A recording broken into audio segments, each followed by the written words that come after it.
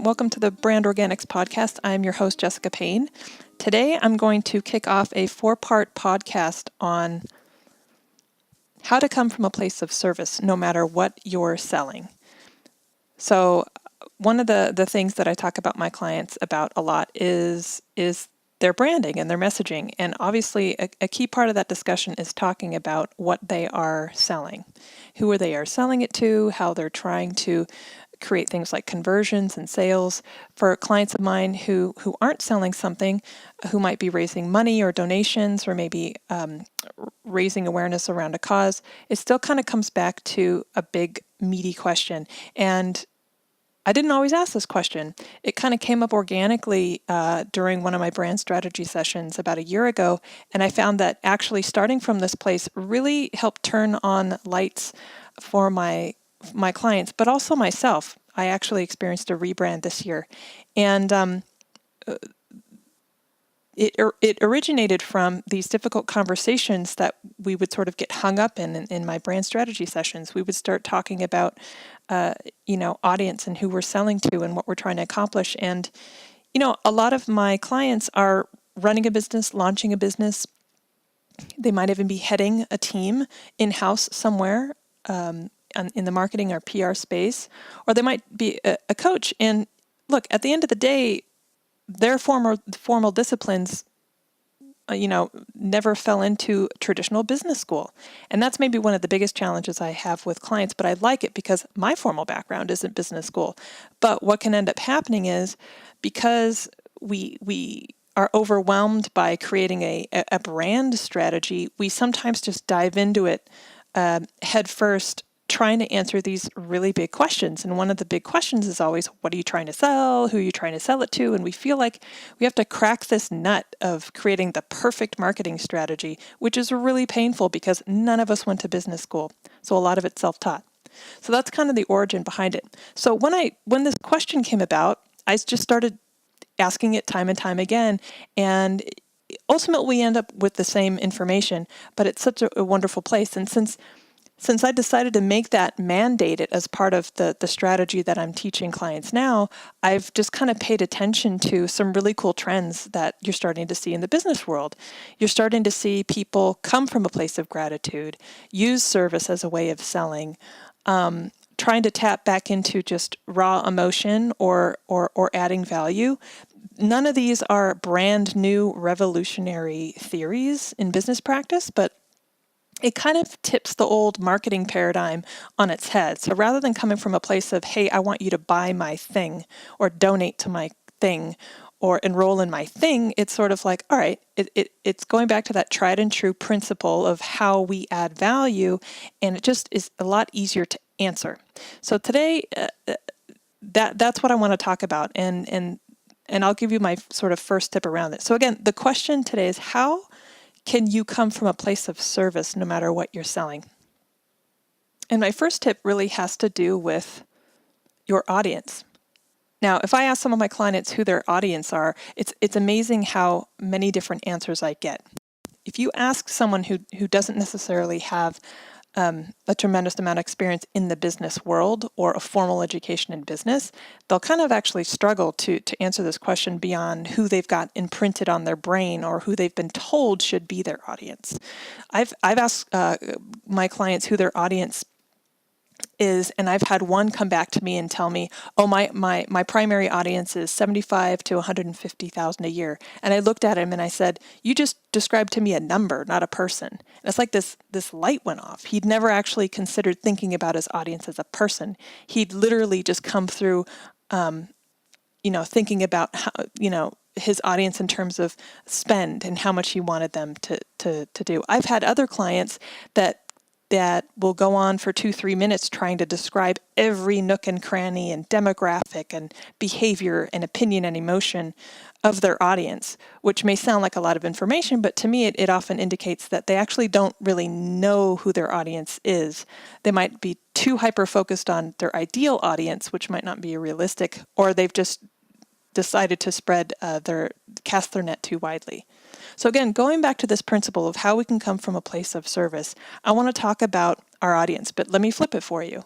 Rather than talk about your audience as customers, people that at the end of the day you want to do something or make them do, why don't you think about how you can serve them so that they can accomplish a goal? I want you to pick up on that kind of nuance. It's a different tonality, it's a different feeling, a different emotion. Again, rather than think about your audience or customers as people that you want to make do something, think about how you can actually serve them so that they can accomplish a goal. There's a different charge to it. Think about it. Think about how that actually opens up the opportunity for you to have deeper conversations and add value, deepen relationships, and potentially lead with emotion, which is one of my favorite calls to action. Okay? If you think about your customers and your audience as just people that you want to do something, and look, let's be real. At the end of the day, you want them to do something, right? You have objectives for your business. You want them to take the inspired action that ultimately leads to whatever goals you have. So don't get me wrong. I absolutely understand that you have goals. And that you have objectives, and that you have to make your bottom line and all that. Okay, but think about the opportunity that coming to them from a place of service and actually adding value so that they can accomplish their goals brings to the conversations around your business. Okay, you therefore become a resource for them versus a vendor or a company, okay? And if you're able to convey that value and come from a place of service, there's often a really cool thing that happens. Your messaging has this level of warmth about it, authenticity about it. For some of my clients, it's easier to actually create marketing, messaging, and actually help create their brand when it comes from a place of service, because you have this pressure of perfection and mastery and almost this subconscious feeling of trickery and manipulation that sometimes traditional marketing can do. You've kind of lifted all that so that you have become very, very clear on what you're here to do and serve. Now, I know what you might be thinking. Let's say you work in an industry where service might not be as obvious, okay? So places where you're of service, some obvious examples are health and wellness, hospitality, causes, charity work, nonprofits, all of that. You could easily make the connection between you coming from a place of service to help others. Well, other industries too, consumer, tech, like I've said before, if you work for the IRS, if you're a lawyer, if you are a CPA, if you're a tax man, you are still coming from a place of service. And, at the end of the day, when you think about your customers and your audience, they're not seeking you out for anything other than to help fulfill their need.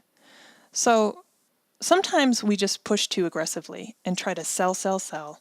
There are definitely marketing strategies out there that believe more in quantity than quality.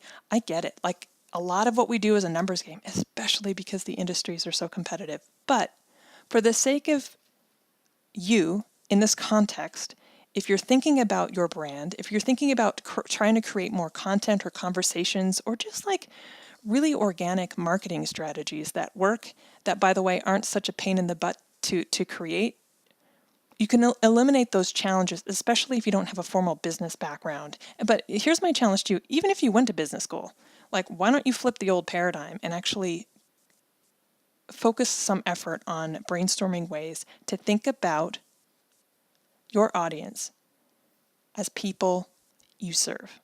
So my question to you would be, and to leave you with this is your homework, right, is jot down, ask your team, ask your department, ask your colleagues, or if you work for yourself, just jot this down for yourself. Who are you here to serve? And see if that can kind of spark some creativity from this warm, beautiful, amazing place of helping and gratitude. You might be surprised at what that might spark for you internally. So that's tip number one. Again, this is a multi-part podcast, so I'll be coming back to it and revisiting it. But today it was part one of this podcast series I'm doing called How to Come from a Place of Service No Matter What You're Selling. So if you've got ideas or tips, if you've actually experienced this, I would love to know about it. I'm starting to hear from fans of the show, and honestly, it's why I'm here. I want to hear from you. I want to make sure that these stories, these shows are relevant. So if you've got an idea or an experience you want to share, don't forget you can find me on social media. You can also visit my website, jessicapayne.us, and drop me a note there too. I love hearing from you guys. Have a great week, and ask yourself, how can you come from a place of service? See you next time.